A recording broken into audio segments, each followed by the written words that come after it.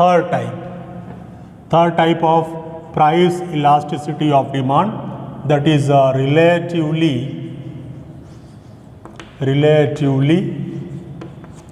inelastic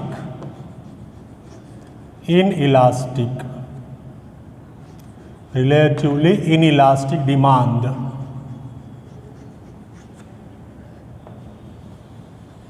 As I told you earlier while teaching second one, what was the second type? Relatively elastic. और ये क्या है? Relatively inelastic. दोनों में main difference क्या बताया मैंने? Relatively elastic में more effect on demand और relatively inelastic less effect on demand. जब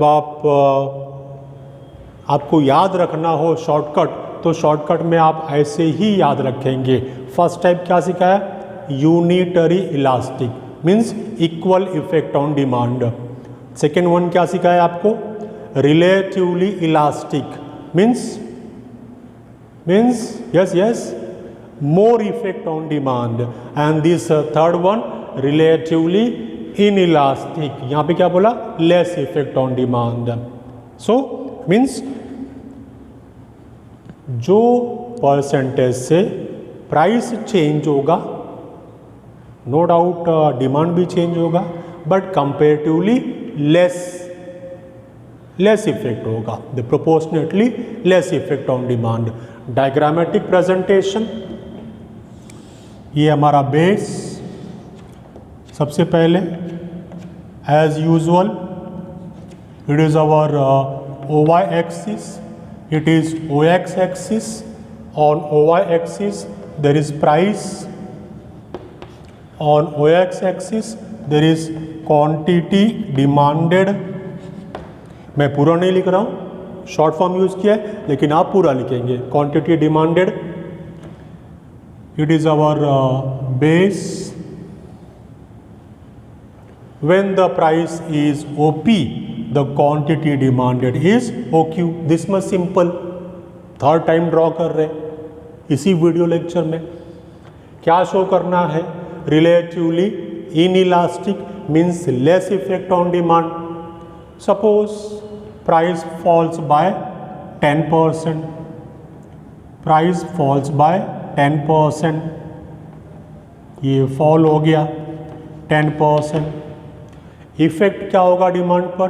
प्राइस फॉल हुआ तो डिमांड बढ़ेगा, मतलब ये OQ है अभी, तो ये राइट साइड में शिफ्ट होगा, डिमांड बढ़ेगा. लेकिन comparatively that proportionately less effect on demand. यहाँ पे 10% है मीन्स लेस देन 10%, तो बोला 5%.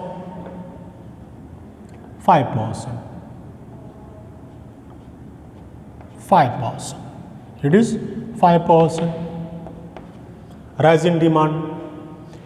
इसका डायग्रामेटिक प्रेजेंटेशन करने के टाइम पर आपका ध्यान ये होना चाहिए कि जो डिस्टेंस मैंने लिया है ये डिमांड का केस में दिखने में कम दिखना चाहिए. अभी आपको ये बराबर कम दिख रहा है. ये प्राइस OP से OP1 हो गया, ज़्यादा दिख रहा है. डिमांड OQ से OQ1 हो गया, ये कम है. Less effect on demand. Demand curve draw कर दो. ये आपका डिमांड कर्व हो गया आपका. ये सॉरी फिर से ड्रॉ करता हूँ. अब मेरे पास स्केल पेंसिल तो है ही नहीं, फिर से ड्रॉ कर देते हैं इसको रब करके.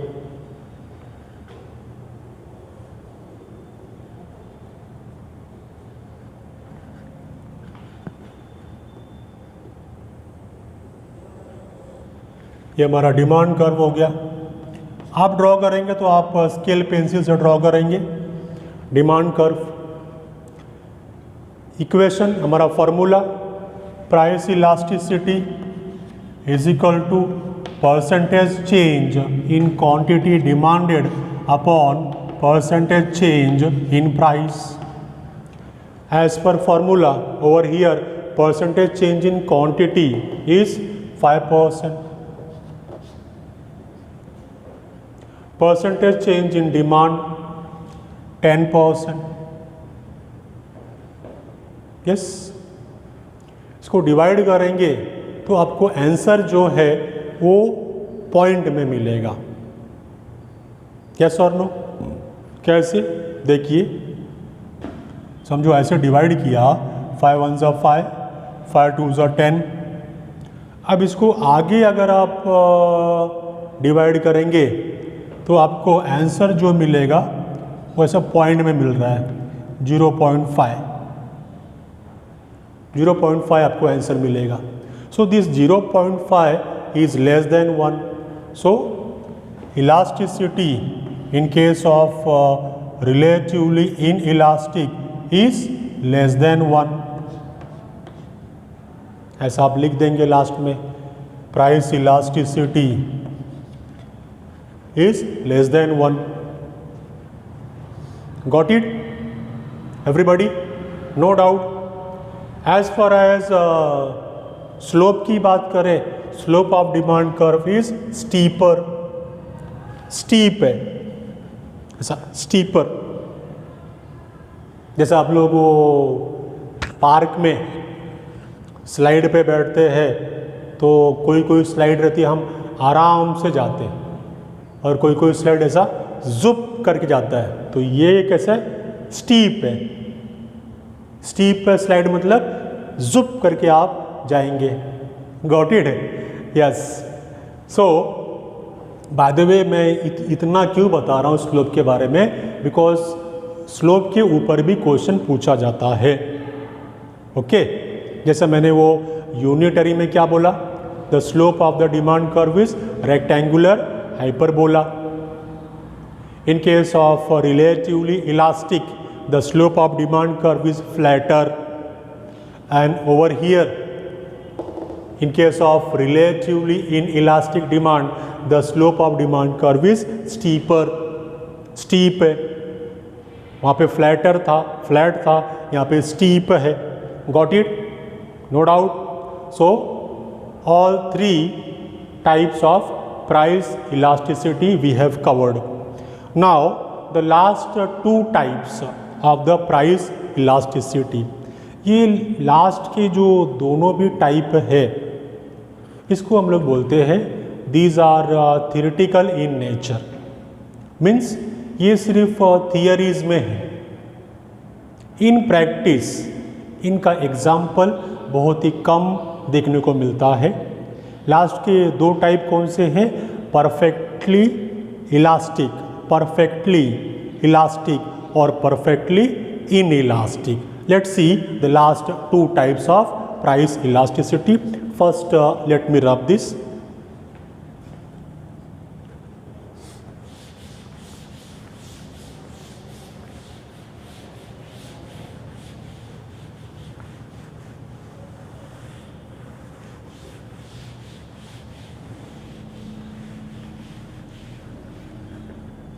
perfectly elastic and perfectly inelastic. Perfectly elastic is also known as infinitely elastic. Infinitely elastic. Infinite means what? वो कितना इफेक्ट होगा? That cannot be mentioned. That cannot be explained, or we can say that is not decided, that cannot be said. मैंने आपको पहले ही बताया ऐसा real में case देखने को बहुत ही कम मिलता है, very rare example. So that's why we say that it is theoretical in nature. Very rare example we get in case of perfectly elastic demand. So it is a fourth example, fourth type, perfectly elastic, और इसका एक नाम और भी है infinitely elastic. It is denoted by alpha. ये alpha इसका sign है. Alpha effect on demand is shown as alpha. Diagrammatic presentation is so simple, very simple. मतलब as compared to last 3, जो पहले 3 हमने डिस्कस किया, पहला 3 कौन सा? यूनिटरी, रिलेटिवली इलास्टिक और रिलेटिवली इन इलास्टिक, उससे कंपेयर करें तो ये वेरी सिंपल, बस ऐसे ड्रॉ करके छोड़ दिया, हो गया, खत्म खत्म, खलास, फिनिश। ये हमारा ओ वाई एक्सिस और ये O X axis, it is O P. यहाँ पे ओ एक्स एक्सिस पे प्राइस है और यहाँ पे ओ एक्स एक्सिस पर क्वांटिटी डिमांडेड है। मैं शॉर्ट में लिख रहा हूँ लेकिन आप पूरा लिखेंगे, क्वांटिटी डिमांडेड। डायग्रामेटिक प्रेजेंटेशन आपके सामने है, हो गया, ये फिनिश हो गया। इतना ही ड्रॉ करना है, इतना ही ड्रॉ करेंगे। आप बोलेंगे सर ऐसा कैसा, how it is possible? Yes it is possible. आप बोलेंगे वो क्वांटिटी वाला लाइन नहीं ड्रॉ किया, इसका पहले 3 में तो बेस ले रहे थे हम लोग, वही तो यहाँ पे प्रूफ करना है, वही तो हम लोग बता रहे हैं यहाँ पे। Perfectly elastic, infinite, infinite. Yes dear, think about the word meaning of infinite. Perfectly elastic, that is infinitely elastic। का कहने का मतलब क्या है कि मार्केट में समझो ओपी प्राइस है, ओपी प्राइस, तो ये ओपी प्राइस पर डिमांड कितना होगा, ये इनफिनिट है। वो OQ होगा क्या, OQ1 होगा या OQ2 होगा, ये इनफिनिट है, means any number. That's why I said that it is theoretical in nature. कहने का मतलब क्या है, समझो यहाँ पे भी अगर डिस्कस करने जाएं कि सपोज प्राइस OP से फॉल हो गया, OP से OP1 हो गया, तब डिमांड कितना, फिर भी मैं बोलूँगा कुछ भी, वो कितना इफेक्ट होगा, can't say any number, infinite है। जैसा अभी ये OP से OP1 हो गया, मतलब फॉल हो गया, तो फॉल हुआ तो डिमांड बढ़ना चाहिए, यस और नो। अब वो कितना बढ़ेगा वो नहीं बोल सकते, मतलब बढ़ते ही जाएगा, अब कितना बढ़ेगा, can't say. And vice versa, जैसा अभी प्राइस राइज हुआ, OP से OP1 इधर ऊपर, राइज इन प्राइस तो डिमांड फॉल होना चाहिए, तो कितना फॉल होगा बोल नहीं सकते, इनफिनिट है। तो अगर यहाँ पे हमारा वो डायग्रामेटिक प्रेजेंटेशन तो हो गया, अब अगर फॉर्मूला की बात करें, हाउ टू एक्सप्लेन दिस, तो मैं बोलूँगा फॉर्मूला आप लिख दो। What is formula? You know that price elasticity equal to percentage change in quantity upon percentage change in price, लिख दिया। अब आगे क्या, आगे कुछ है ही नहीं, कुछ है ही नहीं मतलब नो नंबर, तो यहाँ लिख दो एनी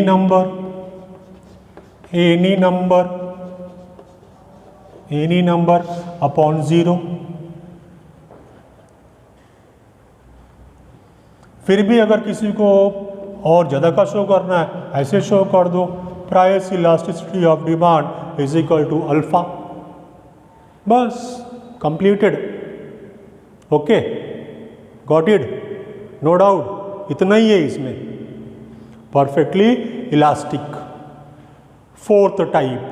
नाउ फिफ्थ वन, यहाँ बोला फोर्थ में परफेक्टली इलास्टिक, तो फिफ्थ क्या है, परफेक्टली इन इलास्टिक। वो भी एकदम इजी डायग्राम। अभी इसको ऐसा ड्रॉ किया था, उधर ऐसा ड्रॉ कर देंगे, मीन्स व्हाट, दिखाता हूँ।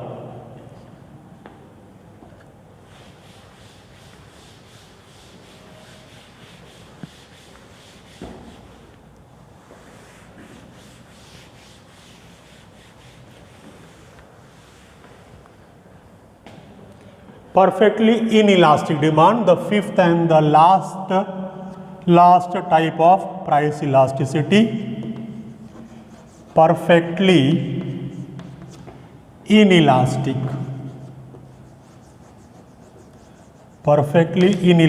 demand. It is a fifth type of price elasticity.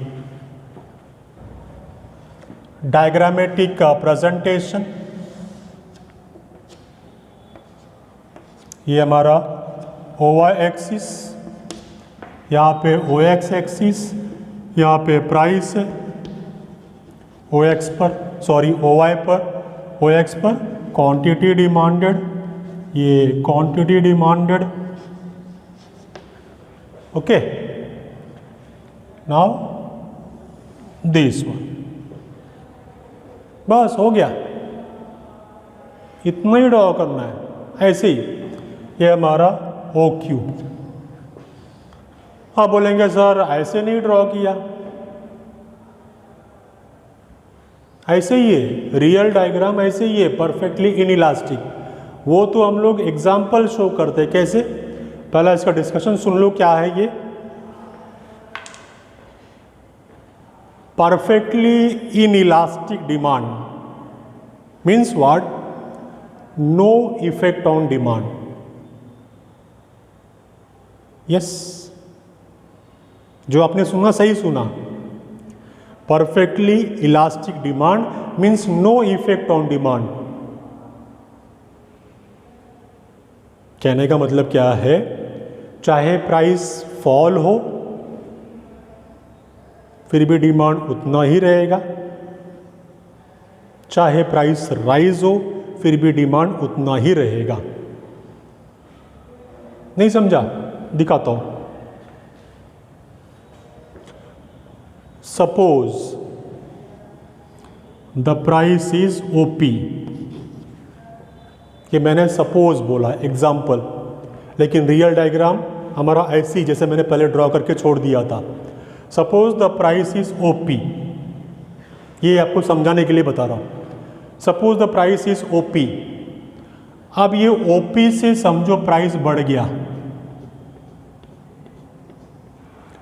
OP1 हो गया, rise in price. Price rise हुआ तो as per law of demand उसका डिमांड पर क्या इफेक्ट होना चाहिए? डिमांड फॉल होना चाहिए.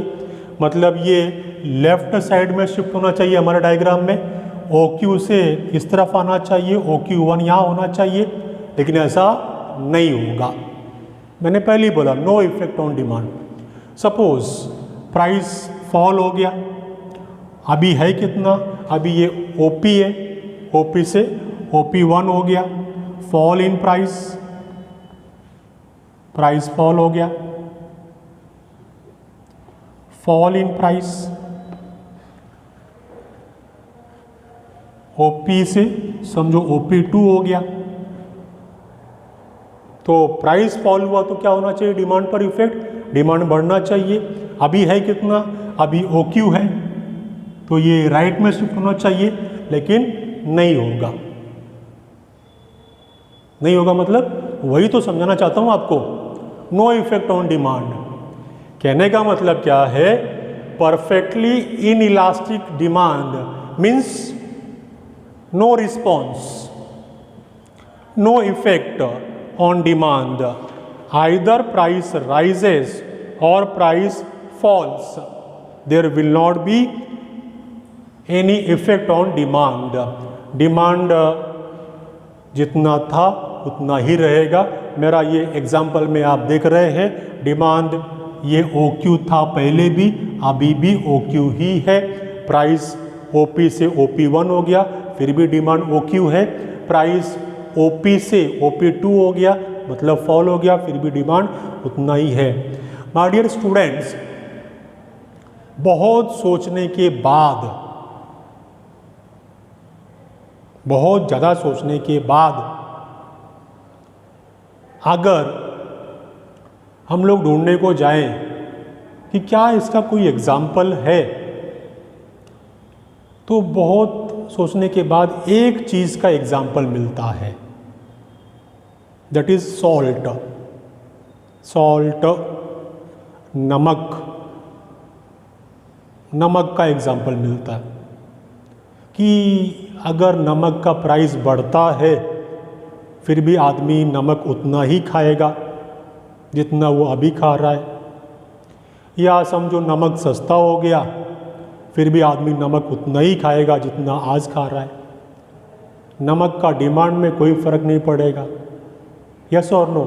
नमक अगर महंगा हो गया तो क्या आप नमक कम खाएंगे, डिमांड कम करेंगे? नो नो, ऐसा नहीं होता है। नमक क्या होता है? एज पर टेस्ट, स्वादानुसार, स्वाद के हिसाब से। तो जितना आज आप नमक खा रहे हो आप पहले भी मतलब कल भी उतने ही खाओगे। और समझो अगर प्राइस फॉल हो गया, नमक सस्ता हो गया, तो ऐसा नहीं होगा कि आप उसका डिमांड बढ़ा दोगे। होगा क्या कि चलो सस्ता हो गया है, चलो अब नमक खाते हैं, ऐसा प्लेट में ले लिया और खाली नमक ही खा रहे हैं क्योंकि नमक सस्ता हो गया है। Is it so? नो, ऐसा नहीं होता है। Means what? कि चाहे नमक का प्राइस बढ़े या प्राइस कम हो, नो इफेक्ट ऑन डिमांड। लोग पहले जितना कंज्यूम करते थे आज भी उतना ही कंज्यूम करेंगे। तो very rare example objective question में समटाइम पूछा जाता है। परफेक्टली इन इलास्टिक डिमांड, वो रेयर एग्जांपल कौन सा? सॉल्ट, नमक। इक्वेशन ले, फार्मूला ले, मालूम आपको formula? Price elasticity equal to percentage change in quantity demanded upon percentage change in price. तो यहाँ पे परसेंटेज चेंज इन क्वांटिटी कितना है? 0 है, नो है, नो इफेक्ट है, मतलब जितना था उतना ही है। तो फिर क्या? समझो आपने यहाँ पे कुछ परसेंटेज अगर लिया हुआ है तो आप यहाँ पे शो कर देंगे प्राइस वाला पार्ट। जैसा अभी यहाँ पे समझो लिया fall in price, fall in price मैं आपको एक शो कर रहा हूँ। समझो बोला फॉल इन प्राइस 5%, और इसका ही यहाँ पे फॉर्मूला में लेंगे तो परसेंटेज चेंज इन क्वांटिटी तो वो 0 है, और परसेंटेज चेंज इन प्राइस ये 5। Elasticity, elasticity equal to 0, no effect. Got it? No doubt? Okay.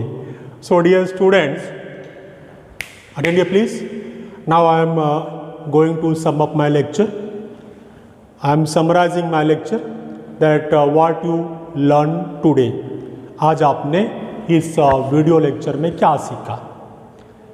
We learned about the types of price elasticity of demand. How many types? Yes, अभी अभी सीखा है, बोलिए। 5 types. There are total 5 types of price elasticity of demand. First type, yes, बोलिए बोलिए, unitary elastic demand. Means what? जहाँ पे effect कैसा रहता है? Proportionately equal effect on demand. Second क्या सीखा? Relatively elastic demand, means more effect on demand, the proportionately more effect on demand. Third one क्या सीखा? Relatively in elastic, means less effect on demand. ये जैसे बता रहा हूँ ऐसे ही ध्यान में आपको रखना है, ऐसे ध्यान में रखेंगे कोई कंफ्यूजन नहीं होगा, और बराबर ये 5 टाइप्स आप एक्सप्लेन कर सकते हैं। Once again, first one unitary elastic demand where price elasticity equal to 1। Next one relatively elastic, ये second type, relatively elastic means more effect on demand. यहाँ पे price elasticity is greater than 1। Third type relatively inelastic, means less effect on demand. Over here price elasticity is less than 1. और last का दो, that is fourth and fifth. Fourth क्या सीखा? Perfectly elastic demand, जहाँ पे वो alpha sign मैंने आपको बताया, अल्फा, जहाँ पे डिमांड क्या होगा? इनफिनिट होगा. It is theoretical in nature. और अभी ये फिफ्थ टाइप तो आपके सामने ही है. What is this? Perfectly inelastic demand, जहाँ पे no effect on demand, price elasticity equal to 0. Got it? Everybody? No doubt? So like this, dear students, today we finished all the 5 types of price elasticity of demand.